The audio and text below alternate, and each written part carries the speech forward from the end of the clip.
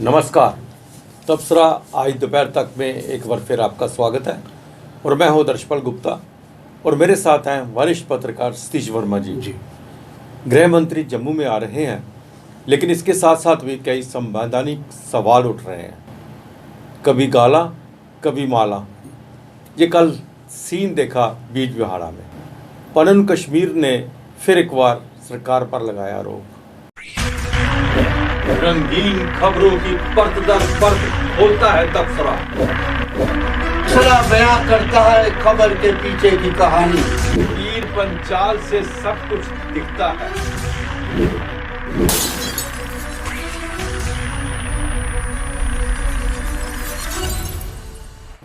सी जी, सबसे पहले हम बात करते हैं गृह मंत्री की।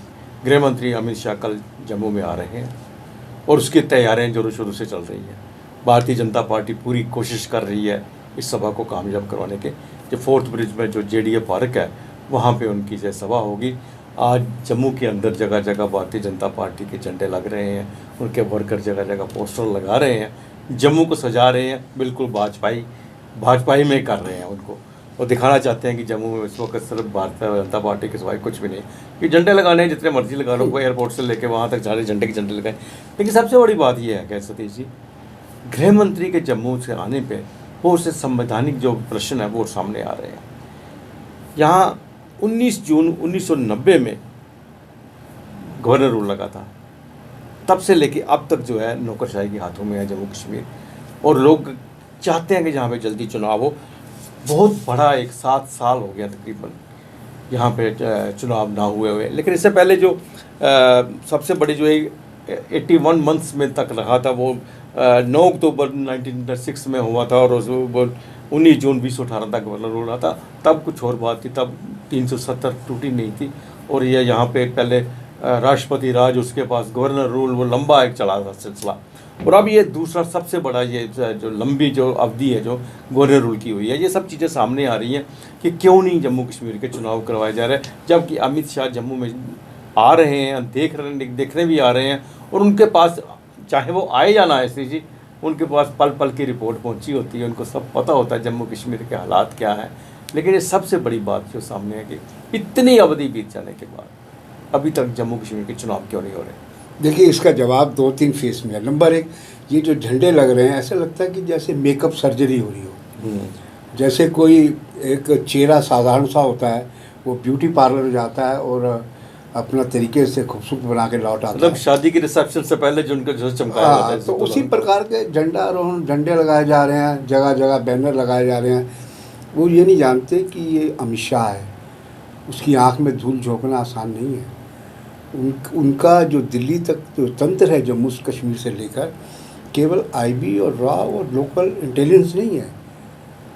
इनको मालूम नहीं है कि गुजरात के भी लोग यहाँ का खुफिया तंत्र चला रहे हैं अपने अपने तरीके से आके।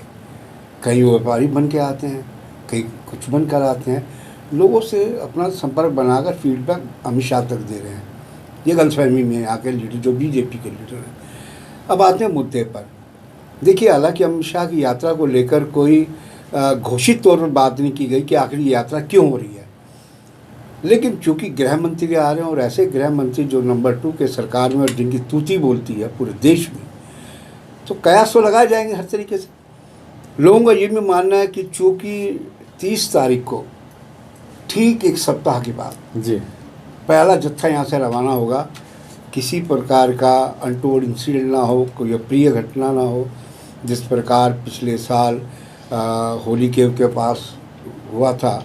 तो उन तमाम चीज़ों से बचने के लिए वो एक पूरा सिस्टम जो है सुरक्षा का और प्रशासन का, दोनों का, वो देखना चाहते हैं कि आखिर ये क्या क्या इन्होंने कदम उठाए हैं। एक तो बात हो गई है।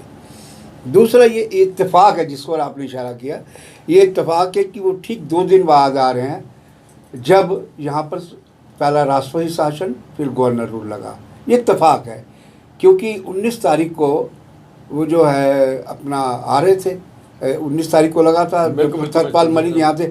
आपको याद होगा कि अचानक नई दिल्ली में राम माधव ने जो कोऑर्डिनेटर और जनरल सेक्रेटरी थे पीडीपी के साथ, जम्मू कश्मीर प्रभारी थे भाजपा के, अचानक आनन फानन में उन्होंने स्पोर्ट विड्रॉ की बात करी। पूरे जम्मू कश्मीर का, पूरे हिंदुस्तान में लोग स्तब्ध रह गए थे कि आखिर ये हुआ क्या। उसके बाद कोशिश हुई महबूबा की तरफ से, और उसने एक पत्थर भी फैक्स पे फेंका। उस टाइम जो सतपाल मलिक थे उनकी फैक्स मशीन ख़राब हो गई, बड़ी चर्चा मिली, वो पता नहीं ख़राब हुई या क्या था, पॉलिटिकल शगुफे होते हैं। तो सरकार आखिरकार उनको पहले विधानसभा सस्पेंड की गई और बाद में फिर भंग करनी पड़ी। करीब 5 साल का समय हो गया, और इस बीच कई बार आवाज़ें उठी कि एक स्वतंत्र लोकतंत्र के लिए, चूँकि हम जब कहते हैं कि India is a mother of the democracy, अगर माँ है हिंदुस्तान लोकतंत्र की, तो वो दिखनी भी चाहिए, लेकिन वो दिखाई नहीं देती।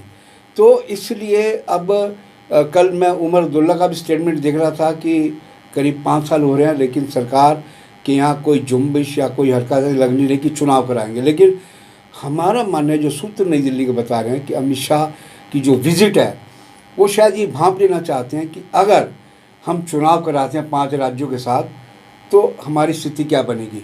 चूँकि ये बीजेपी से लेकर संघ परिवार अच्छी तरह समझ चुका है, जितने चुनाव लेट होंगे उतना लोगों का आक्रोश और असंतोष लगातार बढ़ेगा।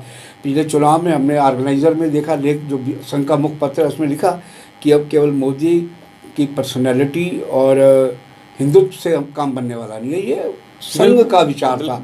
तो उन तमाम पे गौर करते हुए मैं समझता हूँ कि अब ये अमित शाह जो है, चूँकि प्राइम मिनिस्टर तो आज चले गए अमेरिका, गेस्ट वहाँ पर हैं यूएस में, और बड़ा ऑनर की बात है प्राइम मिनिस्टर ऑफ इंडिया के लिए, और यहाँ ये इधर आ रहे हैं। तो दोनों बातें अहम हैं पॉलिटिकल तरीके से। और आपने ठीक कहा कि जो संवैधानिक सवाल है, संवैधानिक सवाल यहाँ सबसे बड़ा चुनाव करवाने का है। बिल्कुल, चुनाव जो नहीं हो रहे, क्यों नहीं हो रहे? जब आप ये कहते हैं कि टूरिज़्म बढ़ा, जब ये कहते हैं कि निवेश बढ़ा, जब कहते हैं कि सब कुछ ठीक ठाक है, व्हेन एवरीथिंग इज़ ओके, तो आप चुनाव क्यों नहीं करवाते? ये सवाल लाख टकेगा। श्री जी, कल एक बहुत नज़ारा देखने को मिला अनंतनाग के बीजवाड़ा में। जी, भारतीय जनता पार्टी के अध्यक्ष रविंद्र रैना, मुफ्ती मोहम्मद सईद जो है भूतपूर्व हमारे मुख्यमंत्री रहे हैं, उनकी मज़ार पर गए, फूल चढ़ाए। ये अजीब स्थिति है, कभी तो उनको वो गालियाँ देते हैं, कभी उन पे जाके माला चढ़ा रहे हैं। मतलब ये अजीब सा लग रहा है, जैसे हमेशा भारतीय जनता पार्टी यही कहती रही कि हमने सबसे बड़ी जो गलती अपनी ज़िंदगी में की है वो यही की है कि मुफ्ती साहब से मिलकर हमने हुकूमत बनाई है, पीडीपी से मिलकर हुकूमत बनाई है, और इन्होंने हमारे पीठ में छुरा घोंपा है। और अब जब चुनावों की सुगबुगाहट चल रही है, बात होती है, कहीं ना कहीं से चुनावों की बात सामने आ रही है, इन चुनावों की बात जब सामने आ रही थी उस समय रविंद्र रैना जिनके मज़ार पर जाके फूल चढ़ाते हैं, और उस वक्त जबकि गृह मंत्री ने जम्मू में आना है। बिल्कुल बिल्कुल, ये बड़ी विडम्बना है और सबको अचरज में डाल दिया है कि जो रविंद्र रैना, और रविंद्र रैना का आपको याद होगा कि जब श्रीनगर के एमएलए हॉस्टल में गोमांस परोसा गया था, एक बड़ा बवंडर मचा था। बिल्कुल, इंजीनियर शेख रशीद, और फिर यहाँ विधानसभा में मारपीट भी हुई थी। तो ये अनप्रडिक्टेबल है, जिस तरह उमर अब्दुल्ला अनप्रडिक्टेबल है, इस तरह रविंद्र रैना भी। हालांकि वो अनंतनाग पिछले कई दिनों डेरा लगाए हुए हैं। सूत्र तो ये भी बता रहे हैं कि वो इस बार विधानसभा या लोकसभा लड़ना चाहते हैं साउथ कश्मीर से, जो महबूबा मुफ्ती की सीट है। उस सिलसिले में उनके तो वो थोड़ा वहाँ के मुस्लिम जो वोटर्स हैं उनको कन्विंस करने की कोशिश कर रहे हैं कि हमारे लिए हिंदू मुसलमान का कोई फ़र्क नहीं है। मुफ्ती साहब को हम भी मानते हैं, आप भी मानते हैं, लेकिन ये पब्लिक है, सब जानती है।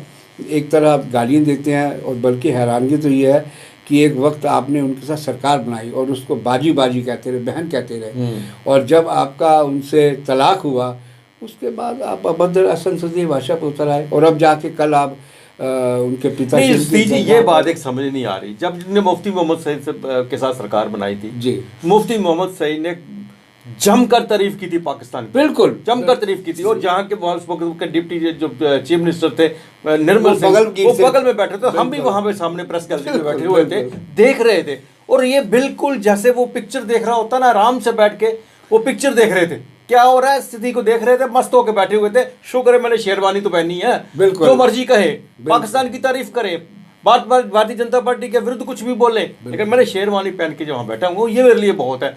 उन्होंने कहा जम्मू की आर्टिफिशियल लेक बंद कर देंगे, नहीं होगी, बंद कर दी उन्होंने। तब ये सब चीज़ें जम्मू के विपरीत होती रही और ये बैठे रहे।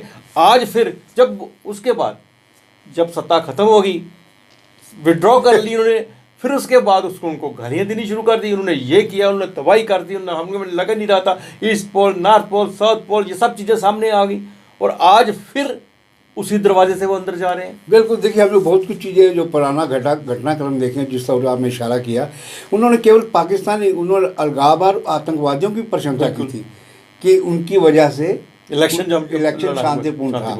और हैरत की बात है कि तब प्रधानमंत्री शायद मोदी का विमान भी हमारे जम्मू कश्मीर के आकाश में उड़ रहा होगा जिस वक्त ये सारी चीज़ें हैं।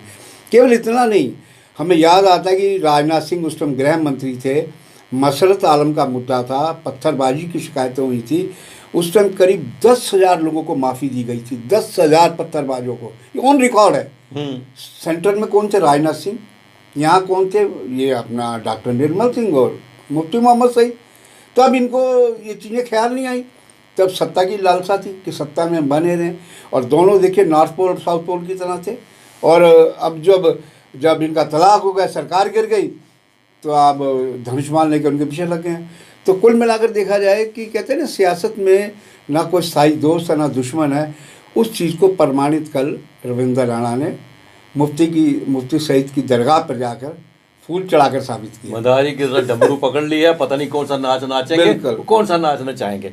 सीजी आज पॉलिटिकल कश्मीर ने भी जम्मू में एक प्रेस कॉन्फ्रेंस की है, अश्विनी चरंगू जो है उनके प्रेसिडेंट हैं उन्होंने की है, और उन्होंने फिर सरकार पर आरोप लगाया कि वही कुछ सब कुछ हो रहा है जो इससे पहले की सरकारों में हुआ करता था। मतलब भारतीय जनता पार्टी के आने से बाद जब LG की हुकूमत के बाद भी हमें कोई फ़र्क नहीं पड़ा है। और डेवलपमेंट की जहाँ तक बात करें, यहाँ जो भी बात करते हैं वो कहते हैं कश्मीर में हो रही है, अभी भी जम्मू में नहीं हो रही है। एक ये बहुत बड़ा आरोप उन्होंने लगाया। नहीं देखिए, ये आरोप तो हम समझते हैं पीछे इस उपराज्यपाल राज्यपाल साहब ने जितनी नौकरियाँ निकली हैं उसको लेकर भी जो आंकड़े आमने सामने आते हैं आरोप के साथ, वो ये साबित करते हैं कि अभी भी इनका झुकाव कश्मीर की हो रहा है। कांग्रेस और NC और PDP पर आरोप लगते रहे, लेकिन कुल मिलाकर जो हमने इससे पहले चर्चा की, लबोलबाब वही है कि कुर्सी कैसे सलामत रहे। और डॉक्टर अजय चरंगू आज जो बात कह रहे हैं, उनकी बात किसी हद तक ठीक लगती है कि जो कांग्रेस जो नेशनल कॉन्फ्रेंस करती रही, कश्मीर को इम्पीचमेंट करती रही, तो इसी प्रकार लगता है कि बीजेपी रूल स्टेट है, चाहे ये कहे राज्यपाल बैठे हैं। तो कुल मिलाकर देखा जाए, देखिए जम्मू के साथ तो भेदभाव हुआ है और अभी भी चल रहा है, इसमें कोई शक नहीं।